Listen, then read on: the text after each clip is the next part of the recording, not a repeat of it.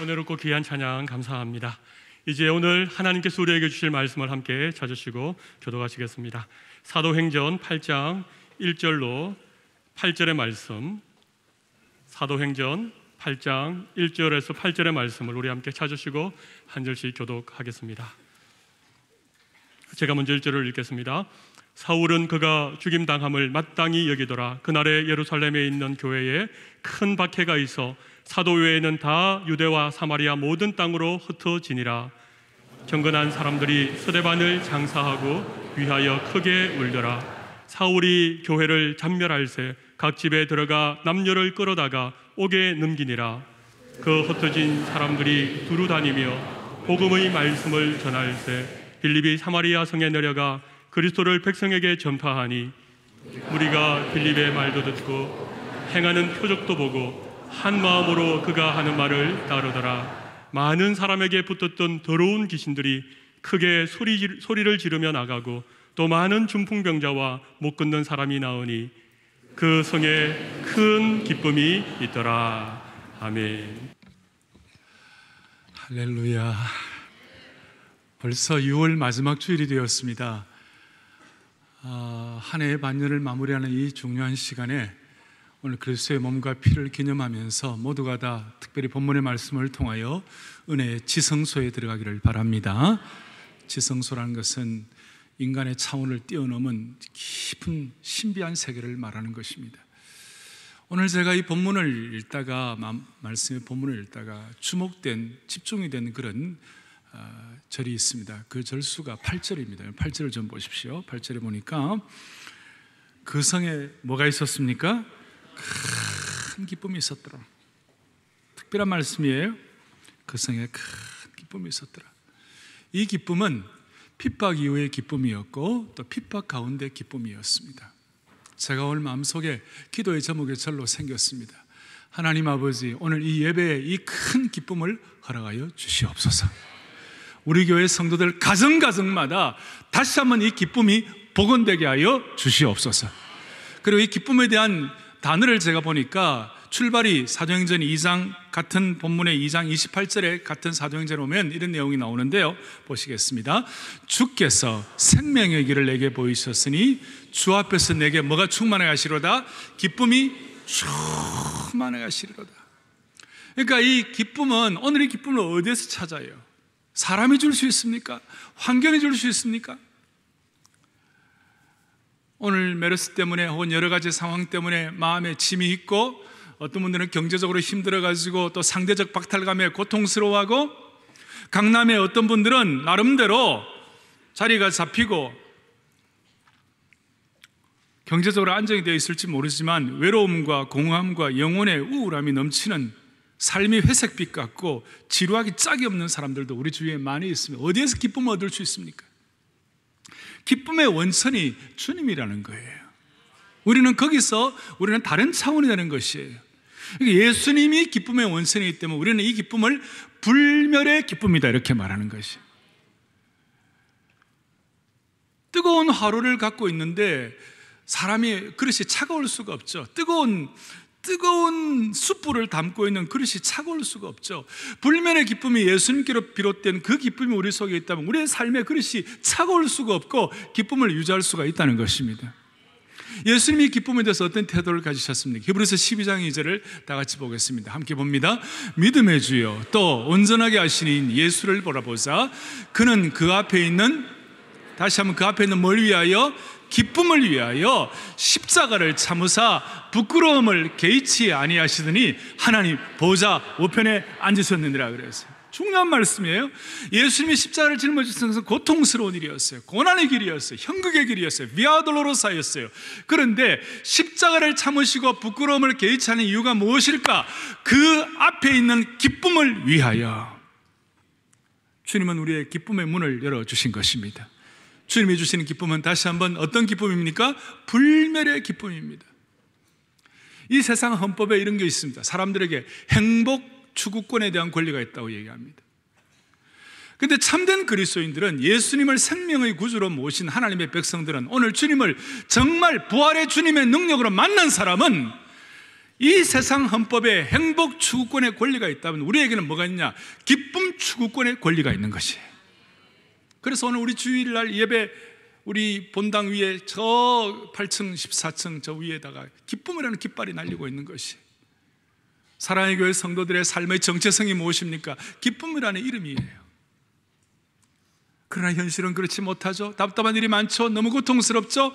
오늘 본문의 말씀을 통하여 기쁨의 실체를 경험할 수 있기를 바랍니다. 다시 한번, 오죽하면 어떤 신학자는 그리스도인의 기쁨에 관해서 기독교는 헤도니스트다, 헤도니즘이다라는 말은 희락주의자란 말이 있어요. 고통과 핍박과 어려움 가운데서도 큰 기쁨이 있었다는 말은 오늘 예수님의 불변의 기쁨, 기쁨 권리 추구권 우리가 놓치지 아니하겠다. 동시에 기독교 희락주의자로서의 다시 복원이 되기를 원합니다. 그것이 우리 삶 가운데 실체화되기를 바랍니다. 본문을 보겠습니다. 본문 해석을 하겠습니다. 지난주에 스데반의 용기 있는 설교를 산헤드린 공회에서 한 뒤에 잔인하게 돌에 맞아 죽는 장면이 나옵니다. 그날부터 교회를 향한 강력한 핍박이 시작되었습니다. 8장 1절 앞에 보니까 사울은 그가 죽임당함을 마땅히 여기더라. 바울 되기 전에 하나님의 교회를 핍박할 때 그 사울이 얼마나 잔인했는지, 그 다음 1절 뒤에 그날에 예루살렘에 있는 교회에 큰 박해가 있어 사도 외에는 다 유대와 사마리아의 모든 땅으로 흩어지니라. 예루살렘 교회에 큰 박해가 있어요. 2절 보세요. 경건한 사람들이 스데반을 장사하고 위하여 크게 울더라. 저는 이 크게 울었다는 마음, 이 본문에서 마음이 뭉클한 거예요. 이게 크게 울었다는 이 말은 무슨 탄식의 눈물인가, 한탄의 눈물인가, 그게 아니에요. 복음을 위해 용기 있게 순교한 분을 향한 고귀한 눈물인 줄로 믿습니다. 거룩한 눈물이요, 격이 있는 눈물이요, 영적 가족을 향한 눈물이라고 말할 수 있습니다. 사울은 교회를 무자비하게 공격하고 핍박을 하고 하나님의 사람들을 집에서 끌어내가지고 감옥에다가 넣고 그렇게 했습니다. 3절 보세요. 사울이 교회를 잔멸할세 그랬어요. 단어가 아주 과격한 단어입니다. 잔인한 단어입니다. 잔혹한 단어 사용을 하고 있습니다. 교회를 잔멸하다, 잔인한 용어를 쓰고 있습니다. 사울이 회심하기 전에 교회를 핍박할 때 사울의 눈에 뭐가 씌었는지 세디스처럼 잔인성이 묘사되어 있습니다. 증오에 차여 있습니다. 마치 포악한 이리가 착하고 순한 양을 갈갈이 찢어버리는 것 같은 그런 표현을 하고 있는 것입니다. 그것이 바로 뭐냐면 사울이 교회를 잔멸하다는 말에 포함된 내용이라고 말할 수 있습니다. 이건 저의 감정적인 판단이 아니에요. 나중에 사도 바울이 회심하고 난 다음 그가 자기 자신을 대해서 평가를 하고 얘기할 때 사도행전 22장에 보니까 내가 이 돌을 박해하여 사람을 죽이기까지 하고 남녀를 결박하여 옥에 넘겼다라고 말할 정도였습니다. 갈라디아 교회 교인들을 향하여 사도 바울이 스스로 자신의 신앙을 고백할 때 갈라디아서 1장 13절 이런 내용이 나와 있습니다. 읽어보겠습니다. 내가 이전에 유대교회에 있을 때에 행한 일을 너희가 들었거니와, 그 다음에 하나님의 교회를 어떻게 했어요? 심히 박해하여 멸했다. 제가 그냥 제 감정 표현이 아니에요. 얼마나 잔인한지, 얼마나 못됐는지, 참으로 악한 일이가 착한 양을 찢어버리는 것 같은 그런 잔악한 행동을 했다는 것입니다. 이런 상황과 배경을 여러분들이 마음에 염두에 두시고 여기서 어떻게 우리 기쁨을 얻을 수 있는가? 어떤 상황에 기쁨을 얻을 수 있는가? 먼저는 참 제가 이 말씀을 배경을 보면서 독특한 것이 있어요. 독특한 가운데서 초대교회 성도들이 갖는 기쁨이 있었어요. 그것이 뭐냐면 사도 바울은 바리새인이었어요. 이 바리새인과 그 다음 앞에 5장 6장 쭉 보면서 스데반을 산헤드린 공회에 세우고 핍박하고 순교하게 하는 이 앞장서서 그 핍박의 문호를 열었던 사람이 사두개인이었어요. 당시에 종교 지도자들 가운데 바리새인과 사두개인들은 사이가 안 좋았어요. 신학적 견해가 완전히 달랐기 때문에 사람이 신앙이 다르면, 신앙적인 컬러가 다르면 굉장히 서로 잔인하게 공격하고 그렇게 하잖아요. 그런데 이상하게도 교회 핍박하고 예수 믿는 사람들을 죽이고 하나님의 교회를 압박하고 폭행하고 하는 그런 일에 있어서는 생각이 다르고 원수끼리도 하나가 되는 거예요. 이게 좀 특이한 것이에요. 여러분들 신앙생활 하면서 사돈 팔촌도 예수 안 믿는 집에 혼자 시집 가가지고, 예수 믿는 분이 혼자 가가지고, 여러분들 한번 해봐요. 그 신앙생활 해보면요, 이상하게 동자 붙은 사람들이 다 달라들어요. 동서, 동무, 그 다음에 뭐 다 같이 그냥 핍박하는 거예요. 생각이 다르고 서로 안 맞는 사람들끼리도 예수 믿는 일에는 핍박을 하는 거예요. 제 판단만이 아니에요. 누가복음 23장 12절을 좀 보겠습니다. 거기 뭐 이런 내용이 나오세요. 같이 읽어보겠습니다. 헤롯과 빌라도가 전에는 원수였으나, 자, 헤롯과 빌라도가 전에는 뭐였어요? 원수였어요. 당일에는 서로 뭐가 되었어요? 이 당일이 뭐 하는 거예요? 예수님 십자가에 못 박고 예수님 능멸하고 마귀의 사탄의 관계에 놀아날 이때는 원수들끼리도 서로가 하나가 되는 거예요. 헤롯과 빌라도는 정치적인 영역이 서로 달랐어요. 갈릴리 지역에 헤롯이 통치하는 지역에 빌라도가 손을 뻗치고 이렇게 하니까 아주 그냥 원수 같았어요. 그런데 예수님 핍박하고 십자가의 도를 멸하게 하는 데는 서로가 친구가 되는 거예요.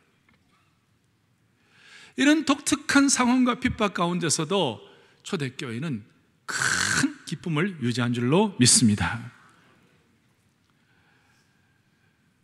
사탄은 자신의 전략을 위해서, 복음을 방해하기 위해서는 이처럼 원수 같은 관계도 친구처럼 만드는 능력이 있다는 것입니다.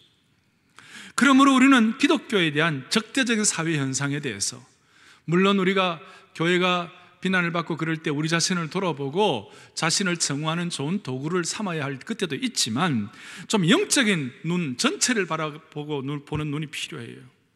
영적으로 보는 눈이 있어야 된다는 것이 무슨 말이냐? 21세기에 들어서 사탄의 가장 큰 전략은 대중매체 장악이에요. 사탄의 가장 큰 전략 중에 하나는 세상의 매스메디아를 장악하는 것이에요. 그래서 교회를 비난하고 동시에 사회법을 가장한 위장술의 전문입니다. 지금 미국이 난리가 났습니다. 미국 교회는 지금 뭐 금식을 해야 할 상황입니다. 왜? 지난 주일날 미국에는 동성애 법이, 동성끼리 결혼하는 것이 헌법적으로 통과가 되었습니다. 큰일 났습니다. 이제는 앞으로 미국의 목사들은 동성애에 대해서 강단에서 죄라고 지적하면 고소를 당할 판입니다. 홍길동 법이 생겼습니다. 아버지를 아버지라 말하지 못하고. 참 너무 안타까운 일이에요. 물론 우리가 동성애자에 대해서, 동성애자 그 한 사람을 향해서는 우리가 사랑을 가지고 지속적인 관심을 가져야 합니다만은, 동성애에 대해서 문제가, 이거 어떻게 하면 좋아요? 지금 미국의 복음주의자들이 이 상황에서 어떻게 하면 좋은가? Tolerance is not acceptable. 무슨 말인가? 관용이 용납은 아니라는 것이. 우리가 관용해야 할 때는 관용해야 하지만 진리에 대한 관용은 아닌 것이에요. 기도해 주셔야만 하는 것입니다.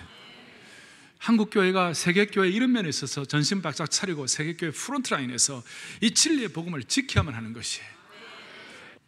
그러나 우리가 이런 상황이 있다 할지라도 초대교회는 원수들끼리 합체해가지고 초대교회를 핍박했지만 그 가운데서 기쁨을 유지할 수 있습니다. 그 다음에는 이제 이런 내용이 나옵니다. 그 다음에 보니까 1절 뒤에 사도회의는 큰 박해 이후에 유대와 사마리아 모든 땅으로 흩어지니라 그랬어요. 박해 때문에 흩어졌어요. 자기들이 자원해서 간 건 아니에요. 뭐 박해를 하도 하니까 감당이 안 되니까 흩어지는 거예요. 저 사마리아까지 가는 거예요. 4절에 보니까 뭐라고 나왔냐? 그 흩어진 사람들, 줄 것이에요. 그 흩어진 사람들. 흩어진 사람이라는 이 말이 헬라 원어로 흩어지다는 말이 디아스포렌테스란 말이에요. 디아스포라는 말이 여기서 나오는데 디아스포렌테스, 흩어진 사람들. 이 디아스포렌테스라는 뜻은 어떤 뜻인가 하면 농부가 경작을 하기 위하여 씨를 뿌린다 이 뜻이에요. 무슨 말이냐? 우리가 왜 박해 가운데, 큰 핍박 가운데서 기뻐할 수 있는가? 그 이유는 뭐냐?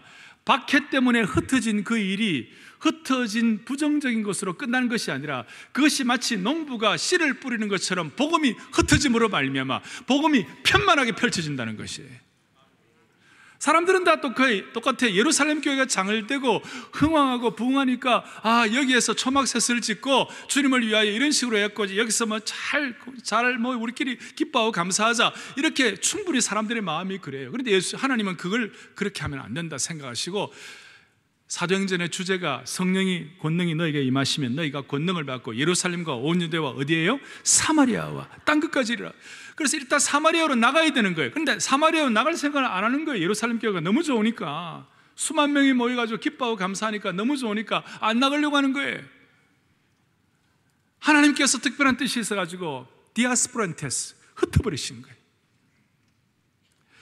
흩어버린 것이 박해에 의하여 고통스럽고 기뻐하지 않을 수 있는 상황, 참 어쩌면 큰 짐인 이 상황을 하나님이 허락하신 거예요.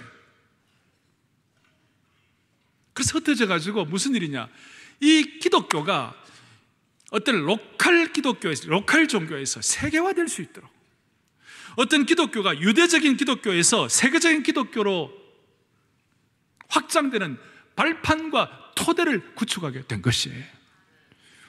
어떤 뜻입니까? 우리가 당하는 아픔과 어려움과 시련, 이유를 다 말할 수 없지만 우리는 다 그 이해할 수 없는 일들이 많아요. 개인적으로, 가정적으로, 교회적으로 다 몰라요. 그런데 하나님께서는 그것을 통하여 하나님의 나라의 확장을 위한 특별한 도구와 발판으로 삼으신다는 것이에요. 예를 들어 마르틴 루터가 로마 캐톨릭에 대해서 강력한 핍박을 받았습니다. 어떻게 할 수가 없었어요. 도망을 갔어요. 그때 발트부르크라는 성에 가가지고 숨어 있는데 뭐 하나 하고 있는데, 그렇지, 그 당시에 모든 성경은 라틴어로 되어 있어서 지식인들의 접류물이었어요. 일반 서민들은 성경을 읽을 수도 없었어요. 그 라틴어 성경을 핍박받아가지고 숨어 있는 그 순간 마르틴 루터가 라틴어 성경을 독일어 성경으로 번역을 해서 수많은 사람들이 읽힐 수 있어요. 그때부터 복음이 확 편만하게 디아스포란테스 펼쳐질 수가 있었어요. 그 일들이 우리는 교회 역사를 통해 많이 증거될 수 있습니다. 프랑스의 장로교인들 가운데 위그노라는 신실한 그리스도인들이 있었어요.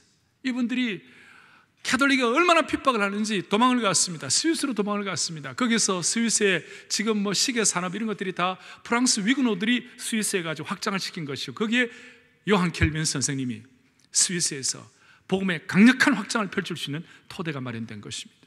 이 위그노들이 영국으로 가고, 영국의 또 청교도들이 미국으로 가가지고 핍박받아서, 신앙 지키기 위하여 핍박받아서 미국으로 가서 그 미국이 기독교 정신으로 세계를 선교를 위하여 일할 수 있는 그런 나라가 된 것입니다.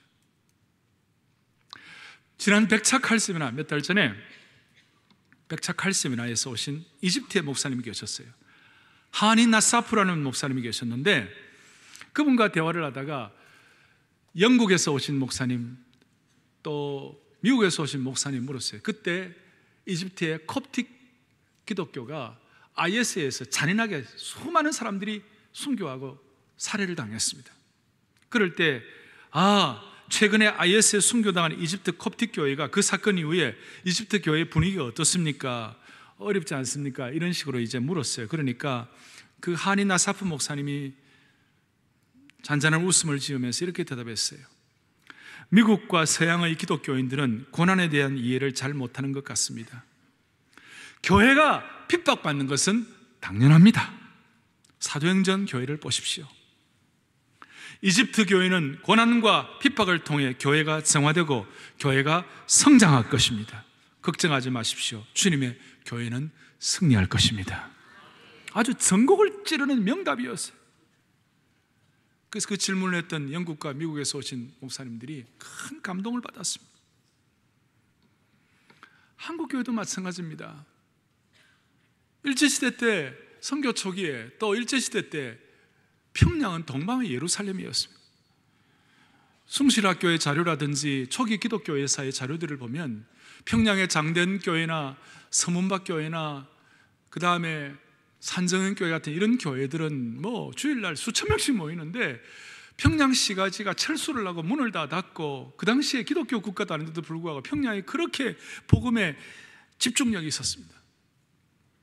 그런 평양이 어떻게 동방의 예루살렘, 특별히 극동의 예루살렘이라고 불렸던 평양이 어떻게 그렇게 공산당의 점령을 받아가지고 잔인하게 고통받고, 우리가 존경하던 조만식 장로님이나 주기철 목사님 같은 분들이 순교를 당하고, 어떻게 그런 일이 있을 수 있습니까? 그런데 한국교회사를 쭉 보게 되고 큰 그림으로 보면 그분들이 남하해가지고 평양에 있는 신실한 그리스도인들이 많이 남부 여대에서 6.25 때 피난을 내려와서 저 부산 같은 데 국제시장 옆에 평양 출신들이 평양교회를 세우고, 또 지금도 무지영 노예로 우리 교단 같은 데는 황해노예, 평북노예, 안주노예, 함남노예, 그 다음에 무슨 저 의주노예, 이런 것들이 다 있어요. 무슨 말입니까? 핍박이 남한을 복음하는데 디아스포란테스가 되었다는 것입니다. 그래서 우리는 핍박이 핍박으로 끝나는 것이 아니라 이것이 흩어진 사람들을 통하여 복음의 씨앗을 뿌릴 수 있는 계기가 된다고 믿을진데, 주여 우리에게 근본적인 기쁨을 허락해 주시는 줄로 믿습니다. 이거예요. 사랑하는 여러분, 개인적으로 오늘 이 시간 예수님 때문에 손해보고, 예수님 때문에 잔인하게 찢어지고 고통당하고 남들이 볼 때 망한다 하는 그런 경우가 있을 수 있어요. 오히려 이것은 우리에게 천국에 대한 더 큰 소망을 주실 뿐만 아니라 기쁨을 회복하는 계기가 되게 하시고, 이 세상을 살아가면서도 주님의 크신 뜻을 발견할 수 있는 그런 기회가 되기를 간절히 바랍니다. 이번 주 수요일 날 저희 교회에서는 단기 선교 파송 예배를 드립니다. 제가 들어보니까 해외 단기 선교로 1000여 명, 국내 단기 선교로 1000여 명, 이렇게 우리 교우들이 이렇게 7, 8월에 단기 선교로 나가고 또 선교사 파송식도 합니다. 해외 선교 나가는 분들은 주로 네팔 혹은 중앙아시아 척박한 지역에 많이 갑니다. 거기 가면 쉽지 않을 거예요. 환경적으로 어려울지 몰라요. 그렇지만 흩어진 사람들을 통하여 복음의 씨앗을 뿌리게 하시고, 그것을 통해서 하나님께서 결과가 무엇인가 8절 좀 보세요. 그 성에 큰 기쁨이 있었다고 그랬어요. 그런 것처럼 하나님께서 이런 면에 있어서 기쁨을 회복시켜 주시기를 원합니다. 자, 제가 첫 번째, 핍박 가운데서도 원수들이 서로 교묘하게 하나 된다 할지라도 그 가운데서도 우리는 그들의 전략을 파악하고 갖는 기쁨입니다. 또 하나는 흩어진 박해가 박해로 끝나는 것이 아니라 복음의 씨앗이 뿌려지는 것 때문에 우리는 로컬, 지역, 유대교적 기독교가 세계적인 기독교가 되게 발판을 구축하는 데서 얻는 기쁨이 여러분들에게 임하기를 바라는 것입니다. 또 하나 더 하겠습니다. 그것은 뭐냐? 하나님께서 흩어진 사람들이 두루다니며 복음의 말씀을 전할 때 5절, 빌립이 사마리아 성에 내려가 그리스도를 백성에게 전파하니, 6절에 무리가 빌립의 말도 듣고 행하는 표적도 보고 한 마음으로 그가 하는 말을 따르더라. 7절에 많은 사람에게 붙었던 더러운 귀신들이 크게 소리를 지르며 나가고 또 많은 중풍병자와 못 걷는 사람이 나았다 그랬어요. 빌립이라는 사람을 사용하신 하나님, 그걸 생각할 때 우리에게는 기쁨이 회복되는 것입니다. 빌립은 사도가 아니었습니다. 12사도 가운데 빌립이 아니었어요. 이 빌립은 스데반과 함께 했던 집사님이었어요. 요즘 말로 하면 평신도 집사님이었습니다. 그런데 이 빌립이 전한 복음 앞에 6절에 보니까 빌립의 말도 듣고, 뭐예요? 빌립이 전한 이 복음을 진정성을 가지고 들어준 거예요. 사마리아 사람들의 마음이 열려 있었어요. 당시에 유대인들과 사마리아는 앙숙과의 관계예요. 앙숙의 관계예요. 혼혈족이라고 그래서 유대인들이 얼마나 사마리아인들을 멸시했는지 몰라요.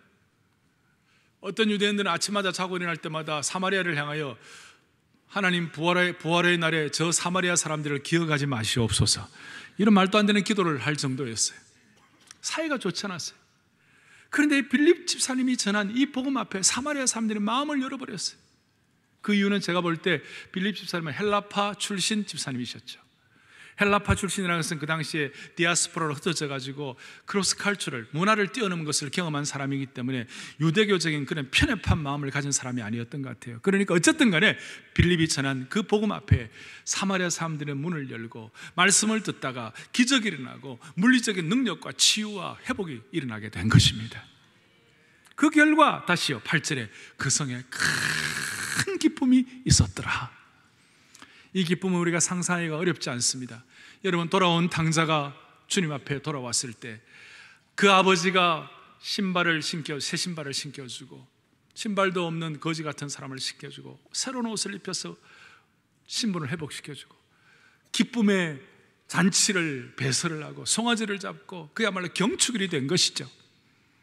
마찬가지요. 저는 이 그 성에 큰 기쁨이 있더라. 이것을 돌아온 탕자와 생각을 할 때에 사마리아 성의 사람들 한 명 한 명이 주님 앞에 돌아올 때마다 하나님께서는 하늘나라의 최고의 아름다운 옷과 가장 멋진 신발과 가장 비싼 반지들을 사람들에게 내어놓으셨다고 믿습니다. 그리하여 사마리아의 잔치 웃음소리가 가득한 경축일이 된 것입니다. 오늘 말씀을 이렇게 정리할 수 있습니다. 오늘 말씀은 박해로부터 시작해서 복음 선포를 통하여 기쁨으로 마무리되는 줄 믿으십시다. 박해가 복음의 선포로 이어졌다는 것입니다. 우리는 오늘 이 말씀을 해석하고 이제 성찬을 앞에 놓고 우리가 무엇을 적용해야만 할 것입니까? 초대교회 성도들은 박해에 굴하지를 않았습니다. 원수들의 강교한 전략에도 굴하지를 않았습니다. 내가 선교사나 내가 목사가 아니라는 그것 때문에 스스로 어떤 굴레를 씌워가지고 그렇게 소극적으로 하지 아니하고 모두가 다 하나하나 보면 강력한 믿음의 모험을 감행한 하나님의 백성들이 되었습니다. 그럴 때 기쁨의 강물이 넘실대게 된 것입니다. 뭘 말합니까? 오늘 우리는 이 성찬을 그리스도의 몸과 피를 기념하면서 혹시 우리에게 복음의 강력한 야성이 사라졌다면 하나님 우리 개인과 우리 교회와 한국교회에 복음의 강력한 생명력과 야성이 회복될 수 있는 믿음의 모험을 감행하게 하여 주시옵소서. 여러분, 초대교회에서 예루살렘 교회와 하나님의 백성들이 신실한 주의 종들을 뽑을 때 그때의 기준이 이거예요. 다 함께 사도행전 15장 25절을 보겠어요. 읽어보겠습니다. 사람을 택하여 예수 그리스도 이름을 위하여 생명을 아끼지 아니하는 자인 우리가 사랑하는 바나바와 바울과 함께 너희에게 보내기를 만장일치로 결정하였노라. 아멘. 여기에 바나바와 바울을 선택한 이유가 뭐냐? 딱 하나예요. 우리 주 예수 그리스도 이름을 위하여 뭘 아끼지 아니한다고요? 생명을 아끼지 않는다. 이 생명을 아끼지 아니한다는 이 말을 다른 말로 하면 어떤 뜻인가 하면요, 믿음의 모험을 감행한다. 생명을 아끼지 않는 이 말을 다른 말로 하면 모험가다, 이런 뜻이에요. 저는 79년도부터 교회 사역, 교회 대학부를 맡아서 교회를 섬기기 시작했습니다. 그리고 목사 안수 받은 지 거의 30여 년이 되었고 사역한 지 36년이 되었네요. 지난 사역들을 돌아보면서 제가 한국교회의 부흥의 끝자락 세대라고 말할 수 있습니다. 강력하게 복음이 선포되고 캠퍼스마다 푸르고 푸른 그리스도의 계절이 돌아오는 그런 은혜를 맛본 사람이에요. 우리 가운데 그런 분들이 많이 계실 거예요. 그러면서 지나간 시대를 제가 쭉 돌아보면서 한 가지 제가 정리를 한 것이 이것이에요. 모든 사역은 세 가지 단계를 거친다. 한 30년 주기로 그걸 신학 성교학적 용어로 모달리티, 소달리티라는 걸 써서 사용하는, 교회를 중심으로 한 것, 페라철치를 중심으로 한 것, 이걸 중심으로 한 선교적인 어떤 방향을 펼치는데 그런 얘기를 하는데, 그걸 한마디로 묶어보면 이것이에요. 모든 사역은 이 굴곡이 있다. 업앤다운이 있다. 정점이 있고 또 골짜기 있고 정점이 있다. 그런데 대체적으로 어떤 과정을 거치는가? 첫째는 한 10여 년 동안은 사역을 시작한 하나님의 신실한 종들을 통하여, 또 개척을 하고 처음에 주의 복음을 위해 헌신된 무리들을 통하여 믿음의 모험을 감행한다. 생명을 건다. 하나님의 일에 올인한다. 이런 강력한 의신을 갖는 거예요. 그것이 바로 뭐냐면 모험가 시절이에요. 믿음의 모험가 시기가 있어요. 그런데 이 믿음의 모험을 통하여 교회가 안정되고 자라고 교회가 어느 정도 시스템이 구축되고 이렇게 되면 그 믿음의 모험가에서 교회가 어디로 넘어가느냐? 개인도 마찬가지, 개인의 신앙도 마찬가지, 관리인 신앙으로 넘어가는 거예요. 제가 관리라는 말이 나쁘다는 뜻이 아니에요. 문제는 뭐냐? 생명력 없는 관리인이 되면 그것은 조직체로 전락하는 것이에요.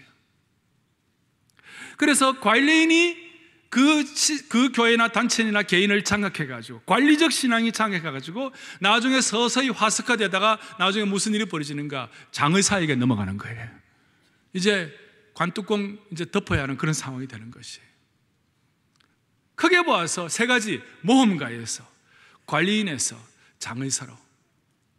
조금 더 얘기를 하면 생명력 있는 모험을 건 믿음의 어드벤처 하는 데서, 그 다음에는 관료주의, 관리도 해야 되지만 관료주의가 잘못됐다는 것이에요. 이 관료주의의 특징들은 습관에 따라서 하는 것이, 습관적인 신앙이에요.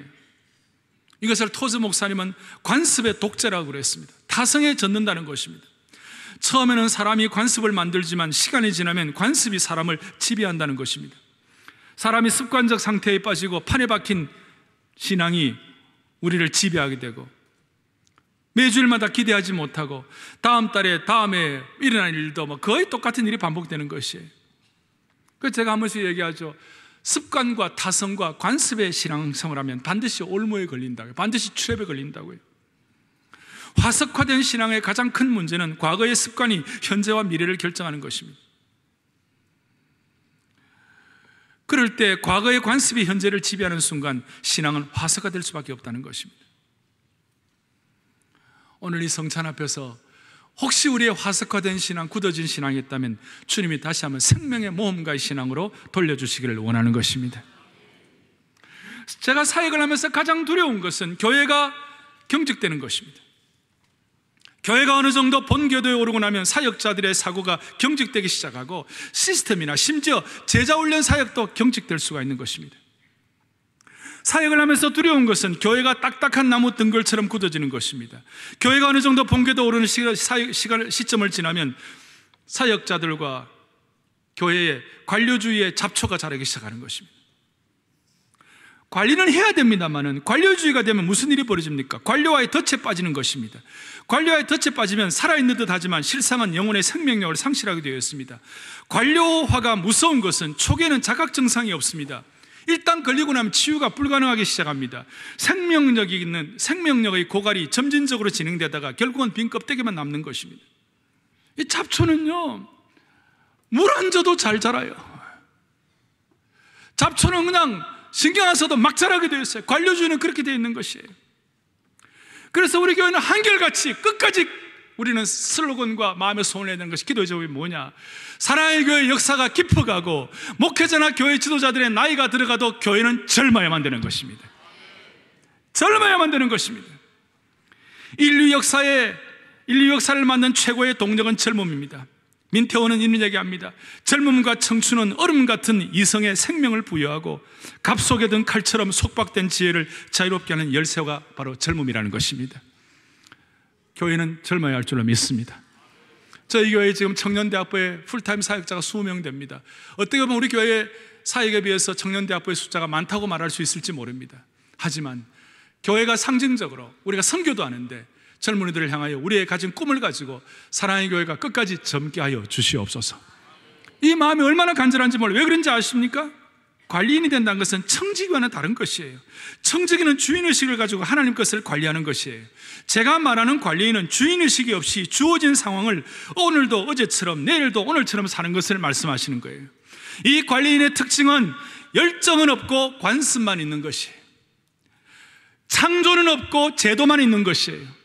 희생은 없고 요구만 있는 것입니다. 지금 저와 여러분, 우리 교회는 어떻습니까? 우리의 신앙은 어떻습니까?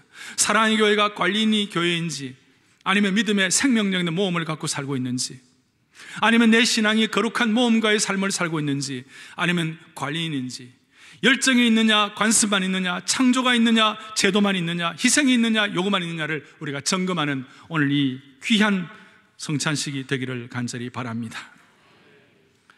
제가 주님 앞에서 오늘 성찬식 앞에 기도 이렇게 합니다. 하나님 아버지, 어차피 우리 교회는 개척으로 시작된 교회입니다. 하나님 아버지, 저는 주님 앞에서는 그날까지 관리인 사역을 하고 싶지 않습니다. 더더구나 저는 장의사 사역은 하고 싶지 않습니다. 여러분, 거룩한 모험가라는 말은 있어도 거룩한 관리인이라는 말은 없는 것입니다. 사랑하는 교우들이여, 오늘 이 말씀 앞에 박해 중에서도 박해 후에도 큰 기쁨을 초대교회 성도들이 해보겠다면 오늘 성찬을 통하여 관리인 장의사의 신앙과 사역을 탈피하고 다시 한번 생명을 걸 수 있는 거룩한 복음의 전사로 새 차원으로 올라갈 수 있도록 복 주시기를 바랍니다. 손을 다 펼치십시오. 우리 오랜만에 이 땅의 황무함을 보소서, 부흥의 불길을 타오르게 하소서. 이 찬송하면서 성찬 좀 들어가겠습니다. 우리가 늘 성찬을 참여하는데 제가 제일 마음에 두려운 것 중에 하나 성찬의 매너리즘에 빠지는 것입니다. 똑같은 성찬을 반복하는 것입니다. 아닙니다. 오늘 생명력 있는, 생명을 걸 수 있는 그런 성찬식 되게 하여 주십시오. 주님도 우리에게 생명 주셨사오니 우리도 주님 위하여, 복음의 영광을 위하여 다시 한번 거룩한 모험가로 진입하게 하여 주시옵소서. 그런 마음을 가지고 이 땅의 황마음을 보소서. 우리 자신과 우리 한국교회와 우리 공동체를 생각하면서 이 기도 제목을 가지고 주님 앞에 찬송으로 기도하고 성찬식 참여하겠습니다. 이 땅의 황마음을 보소서. 이 땅의 황마음을 보소서. 하늘의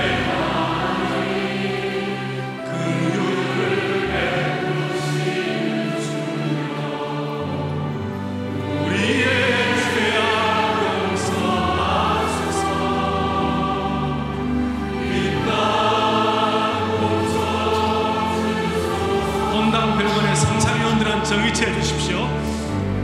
이 세상